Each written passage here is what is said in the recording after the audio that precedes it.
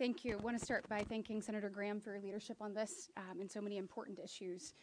You know, as I stand here listening to all of my colleagues make such incredible points that somehow this administration continues to miss, I can't help but think they also continue to miss the opportunity to learn from history.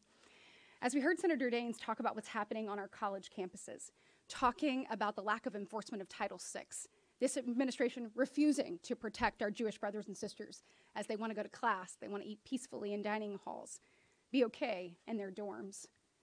I remember that discrimination upon race, denigrating someone upon race, blocking someone from a classroom wasn't okay in the 1960s. Do you hear me? And it is not okay today.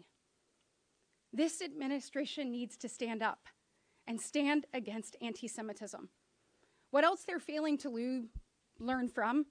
I mean, yesterday we celebrated 79 years since VE Day, the victory there in Europe, liberating Europe from Nazi terror. Earlier this week, we honored those 6 million Jews that died in the Holocaust. We're at a place in this country, a Harvard-Harris poll just came out, where it said between the ages of 18 and 29, 1 in 5 of those individuals don't believe the Holocaust even existed. And on that note, I think it's important that we continue to tell the story of October 7th, because somehow that has gotten lost.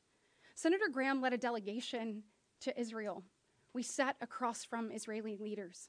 We watched the footage, the horrifying footage of those Hamas terrorists with the GoPro cameras strapped to their heads and their chest. When we talked to the Israeli officials, we mentioned 9/11, and they said, yes, it's similar, but I want you to understand why it's different. You were able to wake up on September 12th and tell your kids that the perpetrator was oceans away.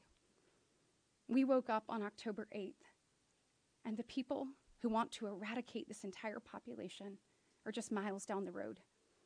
I want you to think of what we're asking for parents in Israel who are tucking their children in at night. These disgusting, barbaric terrorists, they're not going after soldiers. They're coming after babies and beheading them. We watch them rape women. We watch them pull Holocaust survivors from their wheelchair. We watch them burn parents alive in front of their children. This is what we are up against.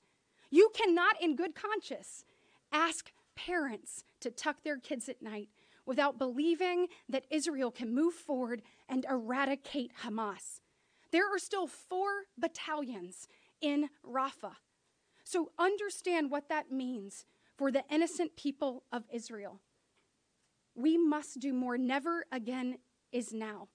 And I urge the President of the United States to not be the very first president to not stand with Israel. They are our greatest ally, and they deserve us to stand shoulder to shoulder with them as they fight the evil that is Hamas. Well, thank you all. So.